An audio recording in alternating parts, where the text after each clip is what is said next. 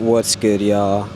It's your boy, and I'm reporting to you live from the Hyatt Regency Conference Center here in Chicago, Illinois.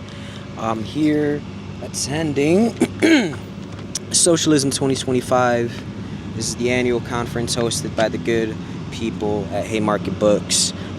Title says it all. It's a conference on socialism, focusing on that ideology that puts people over profits.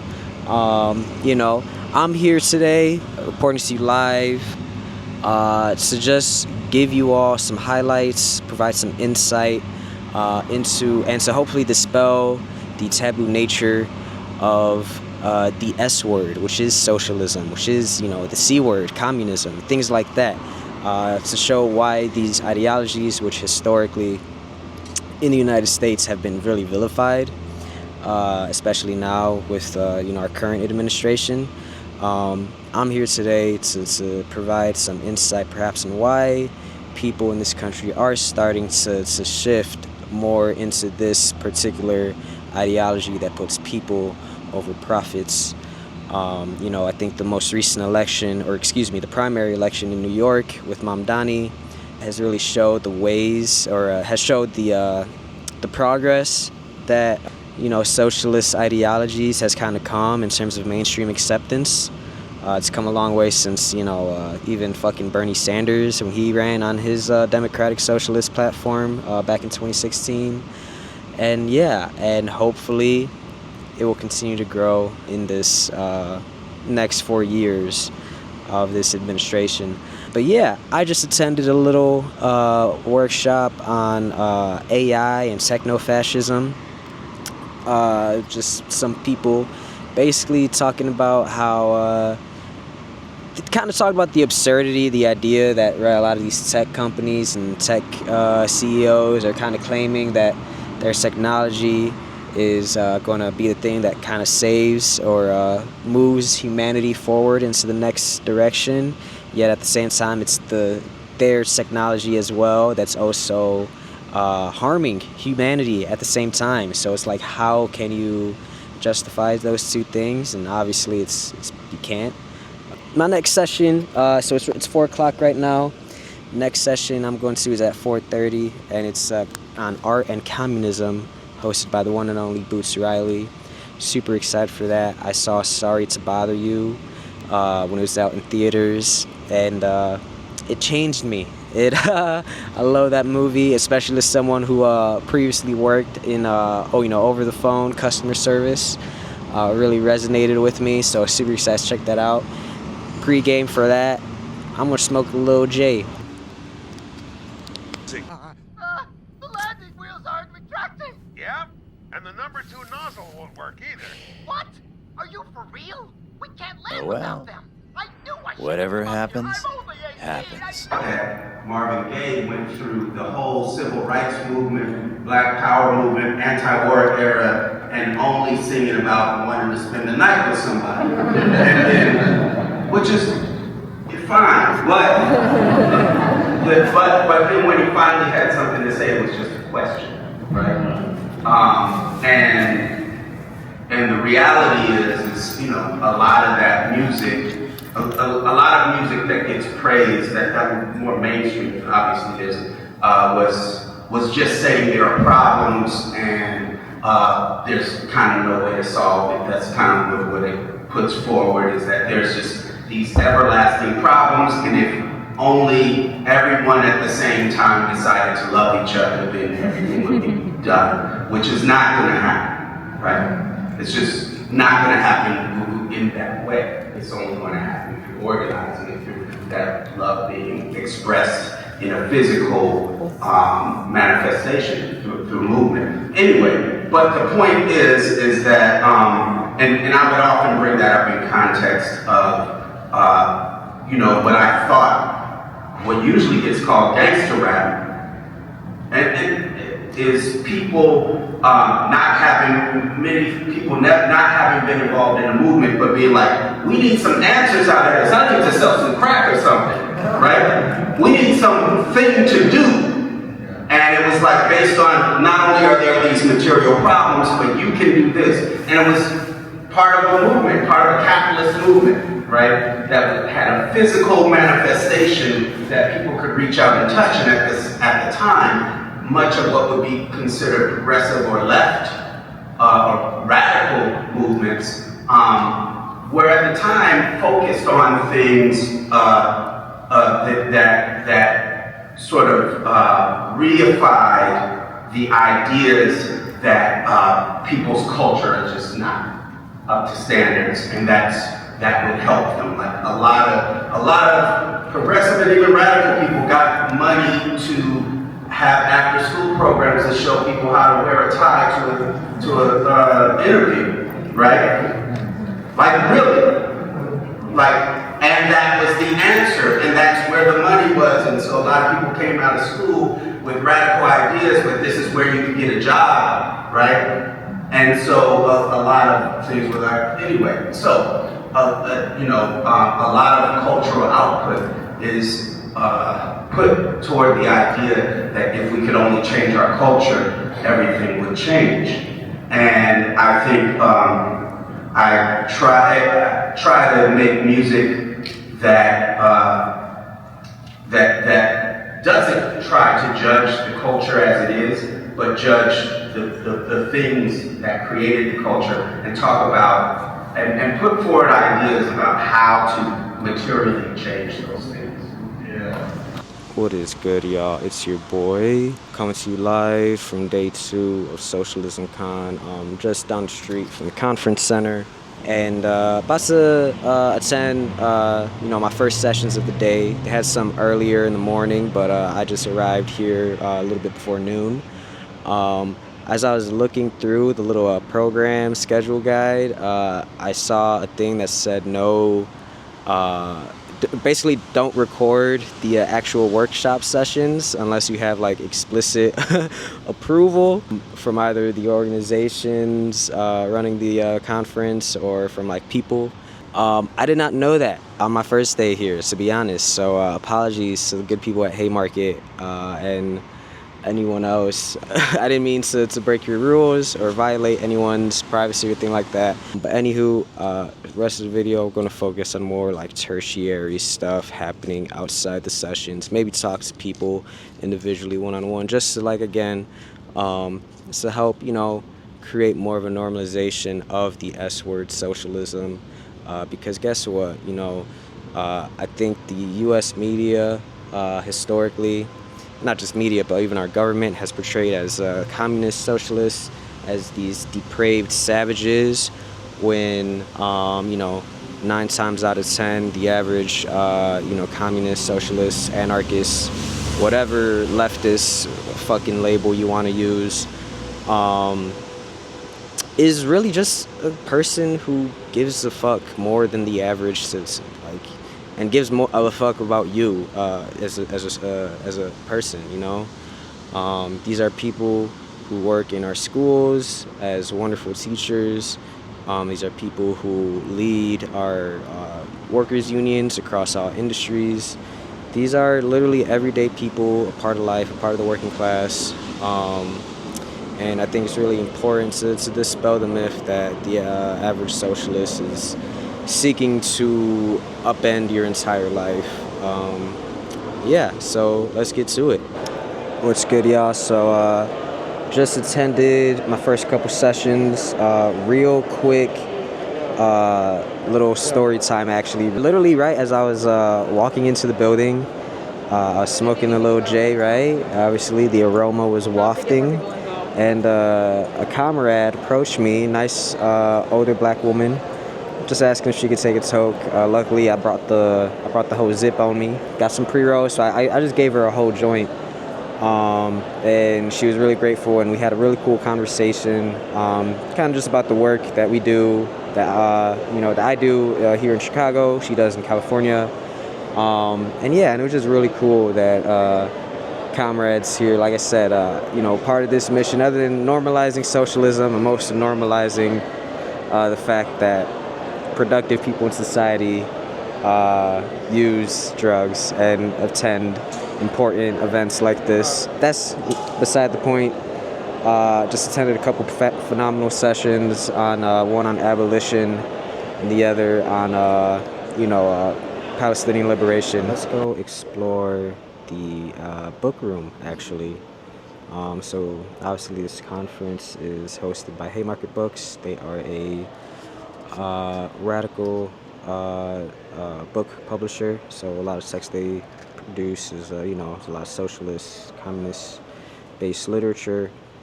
So of course they have a little pop-up bookstore in here. So let's go. So we're going to check out some of the material they have. All right. So as you can see here, you've got some books. This is actually a pretty big room, by the way. As you can see here, expands this whole decently sized thing. But yeah, let's see, we got some literature and fiction.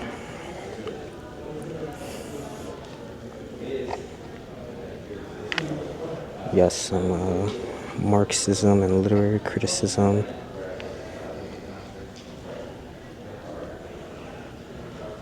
Of course, where would we be without Papa Marx?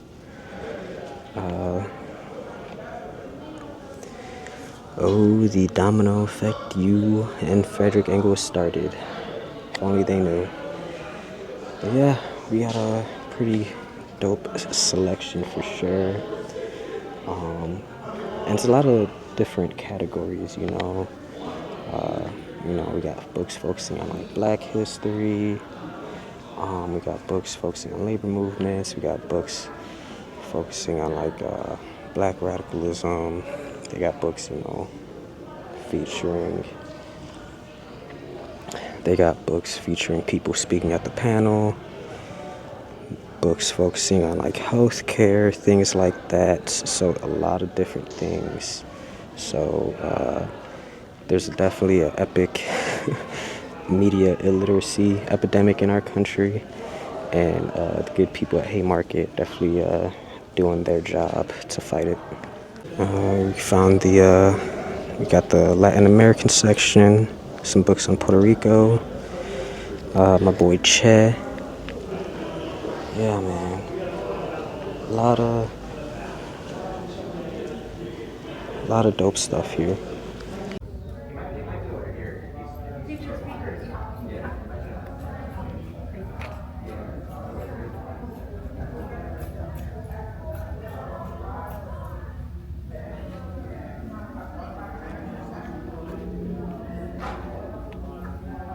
How's it going, y'all? I'm Jordan.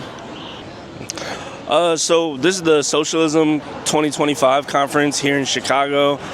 And I'm here because I think that there's going to be a lot of valuable information being shared, a lot of valuable experiences, and a lot of people with good insight to learn from here. And I would really like that in my life. I don't know if I necessarily identify as a socialist, but I'm a social worker in training, and I do think that we need to create a healthier society that has a healthier economic mechanism attached to it. The best panel I've been to so far, mind you, I was not able to get off work yesterday, capitalism, and today's my first day here, so I missed all of yesterday, but the first panel I attended today was Socialism and the Long March of the Left in Mexico. That was a panel completely in Spanish, and they provided like interpretation earpieces for everyone. That was so cool to just be able to get that like interpreted. I've never experienced that before, but also the panel was so good and so thorough, and it talked about how from 1968 essentially to 2030 there's like this vision of the left's transformation of Mexico, and how they title it themselves as an electoral insurrection. And I thought that was really interesting because so many leftists, that's a very vague term, in America really denounce electoral politics. And I've also found myself like in that thought bubble.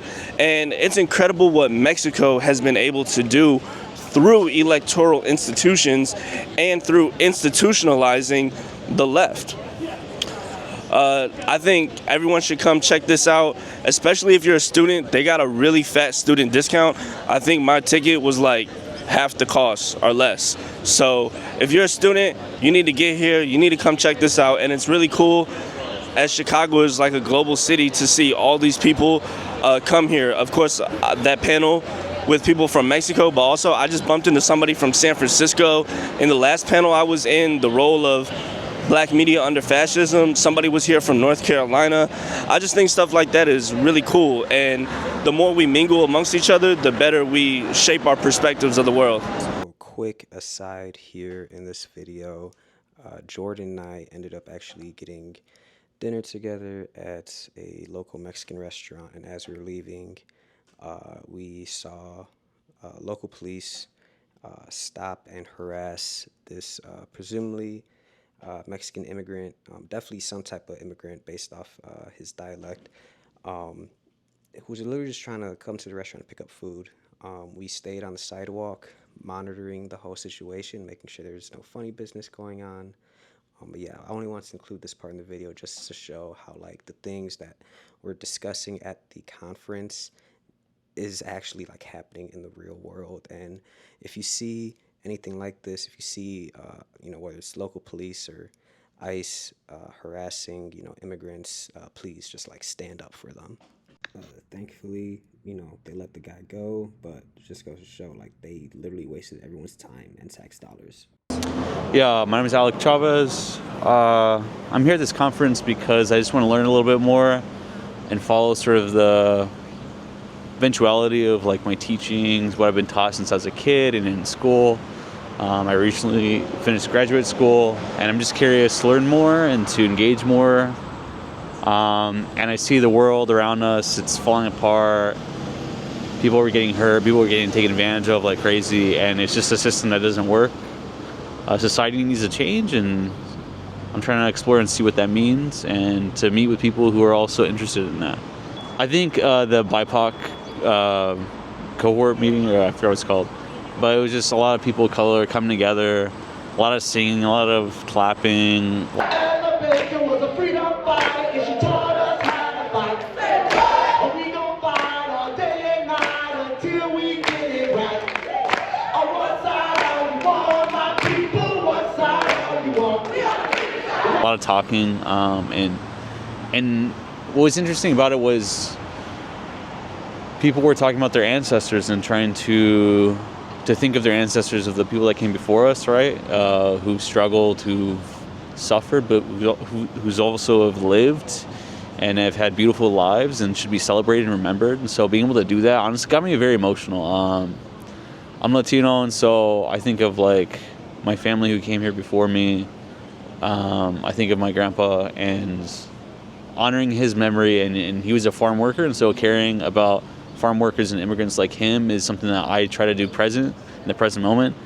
And being able to come here and do that with other people is really beautiful and really spiritual and in a meaningful way. Don't be afraid to learn. Don't be afraid to engage with new things. Always be skeptical though, because people will try to push different things through social media and stuff like that, but actually read books. Talk to real people, touch some grass, as they say. I'm here outside of this front campus, and we got a bunch of hippies out here vibing out, enjoying some music.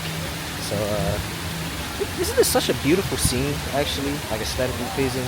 But yeah, man, we're about to just roll one up and enjoy some revolutionary tunes. But yes, nothing like touching the grass with your fellow hippies, enjoying some music on string instruments from a bunch of strangers. Yes, this is truly the life that Karl Marx envisioned for us all. Alright, so these art pieces right here are actually embroidered tapestries from a series called Gospel of the Working Class. It's by this artist named Tabitha Arnold from Chattanooga, Tennessee. And they're supposed to just honor and recognize the history of labor movements, specifically like the union auto workers in Tennessee and just like the Bible Belt in general. So I just thought it was like a really cool art piece, you know, once again showing the difference between like protest art and like communist art. So yeah, I just wanted to highlight this. It is day 3 of Socialism Conference, and I'm just here to say I'm having a grand old time. I'm having a phenomenal time. This shit's epic. I literally smoked a joint before going into the panel, and we were made to talk to our neighbor in said panel. Who do I turn to see who's my neighbor that I'm talking to? It's Robin D.G. Kelly. For those who don't know, Robin D.G. Kelly is a brilliant historian who focuses on a lot of black history of obviously racism, abolition. Even, you know, he wrote a book about Thelonious Monk, who's a famous jazz artist.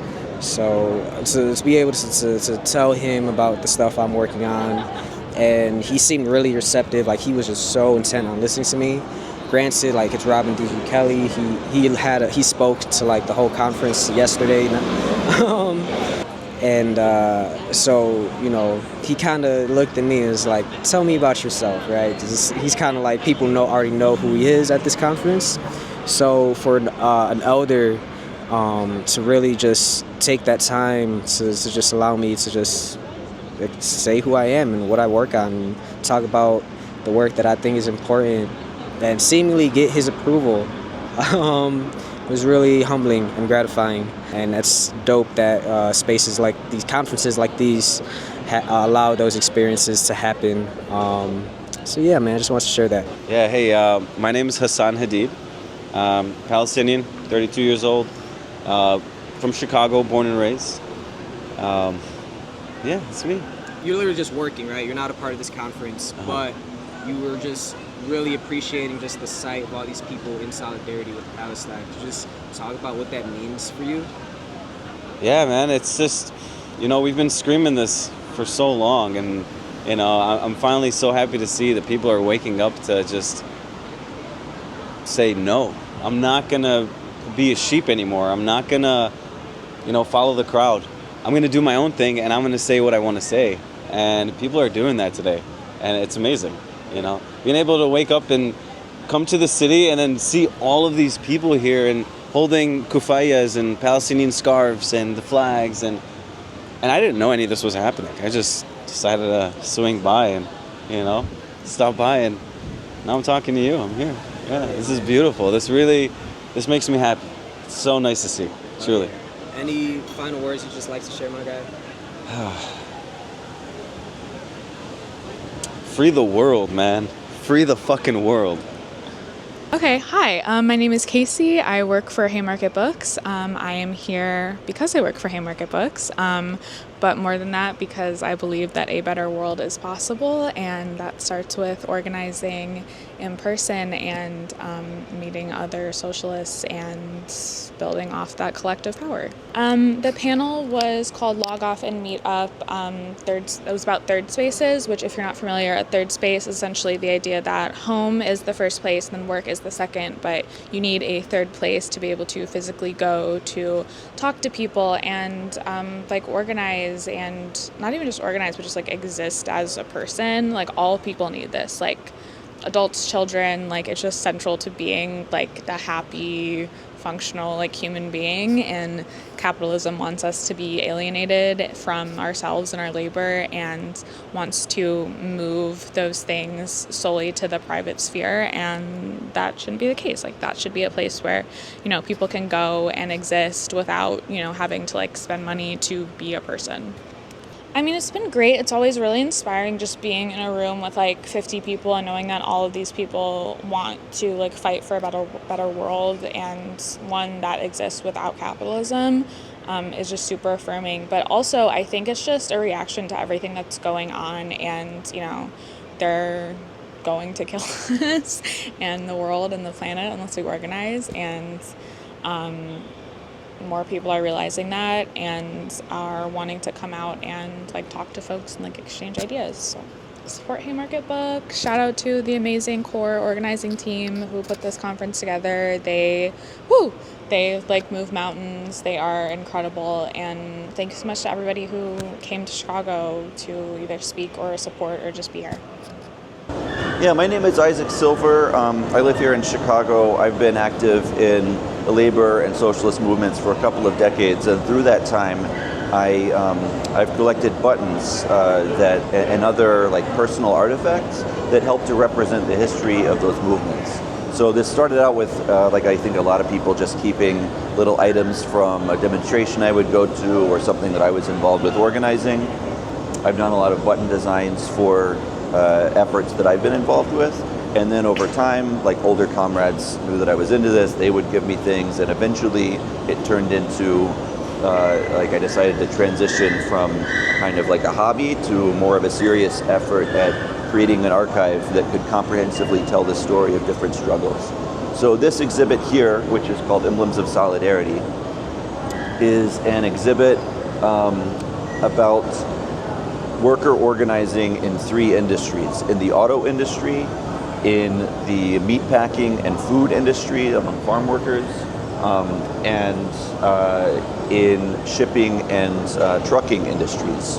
So what I've tried to do is show what workers were doing at different points over the past 100 years, the sort of rise and fall of efforts to build unity, to successfully fight the bosses and confront different challenges that people were having, and hope to draw out lessons that workers and activists today can use. So I originally prepared this for the Labor Notes Conference last year, and my hope was that new union activists who have recently started working and become active in the organizations of their jobs could learn a little bit more about the history of how we got to where we are today. So yeah, that's a little bit of an intro. I give presentations with this and other exhibits that I've made. I've got another one that's about the socialist movement. I have one at a coffee shop here in Chicago that talks about the role of coffee and sugar in colonialism in Central America and the Caribbean, and how that led to revolutionary movements there, and its buttons from solidarity movements with the solidarity efforts in the U.S. with those movements. And I've got one at Pilsen Community Books in Pilsen as well. Any final words? Yeah, I think what interests me most of all about this format is that all of these items that are on display were worn by and used by people who are oftentimes pretty much anonymous and forgotten to history. But this is who made history. It's not just going to be the people who are up speaking on a platform, the people who are negotiating with a company to sign a union contract. It's people who are on picket lines, on the factory floor, in the fields, on the docks, actually producing society's wealth and organizing. And so these buttons are a part of that story, and that they're also very, there's something that in their time and today are very threatening to people in power. There's items here that simply for wearing some of these buttons, workers were fired, deported, blacklisted from industries, beaten up, even killed, because what these represent is people transforming from being an individual who doesn't have a lot of power to confront the company or the government to part of a collective that actually does have power. So thank you. What's good, y'all? It's the last day of Socialism Conference. I'm here. We got like a little arts and crafts corner. And man, dude, the vibes are impeccable, bro. I just came from a little writing workshop where we just kind of wrote about our summaries of the weekend or things we want to take away from it all. It's about to be like the closing speech of the whole weekend.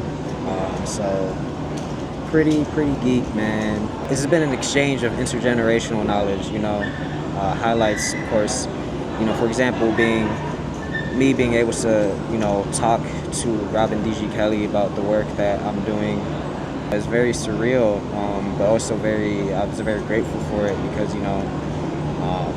he was just really listening to what I had to say. And for someone, as brilliant as him, brilliant, Marxist thinker, it was just gratifying to know that here not just to talk to us, but he's here to listen to us as well, and that's super awesome to have happen at a conference like this. My name is Damon Williams. I'm a movement builder, artist, organizer, educator from the South Side of Chicago, from Let Us Breathe Collective, Respire Media, and Ergo.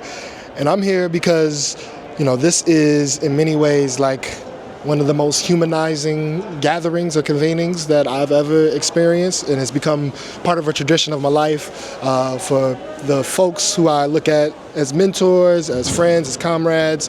They come here and they teach and they learn, and we gather together, seeing people who are just entering into space, seeing folks younger than me that have passion that inspires and teaches me that there's so much more work happening than we can see.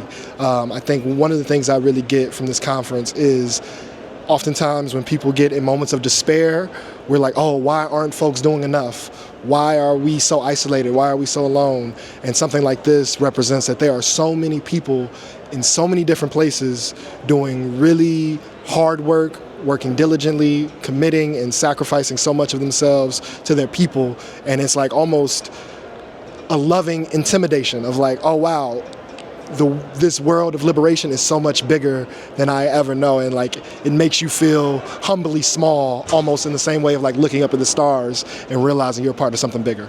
Yeah, there was a thinker, scholar, writer. His name is Brian Quoba, and he was supported in conversation with Robin D.G. Kelley, who is a mentor of mine and one of the thinkers I look to and admire the most. And he's written this book on a man that he's titled The Forbidden Genius of Black Radicalism, Hubert Harrison, who I knew nothing about. And, I pride myself on I might not know all the details, or I might not be able to with encyclopedic knowledge, quote everything, but I kind of got a survey of what's been going on, particularly in black liberation for the last 150 years in the United States. And for a figure as grand as he was in many ways a predecessor to Garvey. He was a contemporary of Du Bois, and in many ways more radical than Du Bois, early on sexual liberation, early on the intersection of race and class, early on even moving beyond religious dogma and some of what's called free thinking, and I was moved by his brilliance and significance, but also moved by the fact that there are still figures who are so large that are shrouded in history, and there's this almost gardening or landscaping that we're doing to uncover these beautiful gardens of knowledge and of courage that we've been feeding off of, that we might not even pay proper respect to. And so yeah, that session really stuck with me. Yeah, just that I think there may be folks seeing this who may not yet be comfortable with the language of socialism as a word, and we can have that conversation, but I think that's not what's most important. What I feel this gathering is, it's a convening of liberation, and that's really just the commitment to being in the process of making more freedom. And you may not align with a certain identity or a certain theoretical lineage, blah, blah, blah, but I think most people can agree that folks should not be being harmed. You should not have to pay to exist, and that there are new and better ways that we can organize our life and govern ourselves as human beings. And I feel like this convening, and potentially socialism, but definitely this convening really embodies the commitment to making a better world for all life, not even just human beings, but for everything that's on this planet. So quick little book check. I bought this book right now from the Haymarket bookstore, and it's called Palante, Voices and Photographs of the Young Lords. The Young Lords, if you don't know, are basically the Puerto Rican equivalent to the Black Panther Party, if you will. I literally just bought this book right now, and I'll just open the first page just to read it. And who's the very first historian that they specifically name as being a direct influence on the Young Lords? None other than Mr. Robin D.G. Kelley himself, which I thought was very fascinating. This was purely coincidence, right? He's become a recurring character in this video. So I just wanted to highlight that, it's the fact that I had an opportunity to speak face-to-face with someone who directly inspired the people that inspired me in my radicalization process. Just super dope, man. Just really want to highlight that fact. What's good, y'all? It's me. I'm out here final day of Socialism Conference weekend. And man, what a weekend. Just a beautiful weekend, very awe-inspiring. I remember last year, my first time attending, I remember feeling like I remember feeling like a battery was put in my back, you know, really energized. And honestly, I feel the same way this year. So bravo to the amazing workers that kept this conference afloat. Shout out to people at Haymarket. Shout out all the other amazing organizations that were part of this, part of panels. Groups like Respect Media, for example. Shout out them. Shout out everyone that was here and is fighting the good fight. And shout out the working people too of the hotel, for keeping the entire building afloat. And shout out the working people everywhere. To be honest, some improvements. I would say when I came into this weekend with this video project, kind of started off on some shits and giggles. Not to say I wasn't taking this conference weekend seriously, but I kind of viewed this video as like an escape from the seriousness. But sure enough, as time went on and went to more panels, talked to more people, I'm like, damn, this could actually be a powerful tool. So let me kind of lock in a little bit, focus a little bit. So hopefully I was able to accomplish an effective video. If you watch this, thank you for tuning in. Obviously, if you're watching this, you're probably already at least open to socialism, or at least learning about it. Yeah, man. So yeah, definitely recommend people who are curious to learn more about socialism, or not even socialism, right? Because I don't even think everyone at this conference, right, will fully identify as a socialist per se, but they may identify as something else. But I think everyone at this conference identifies as anti-capitalist. I think we all recognize that this current system of which we live in and have been living in just isn't sustainable for all of us in the long term. It's so important to remember, right?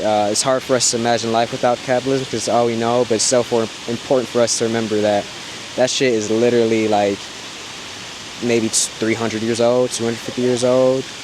In a human history is over 2,000 years old. The shit that came before that was feudalism,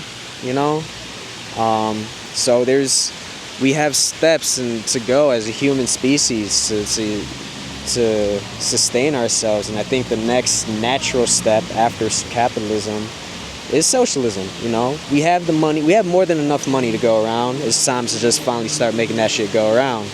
But anywho, I'll get off my high horse. If there are any moments in this video that stick out to you that you want to highlight, drop them in the comments below, man. I'd love to hear your thoughts or your insights, any book recommendations. I want my comment section to turn into a knowledge exchange, So, thank you for tuning in, and I guess I'll see y'all.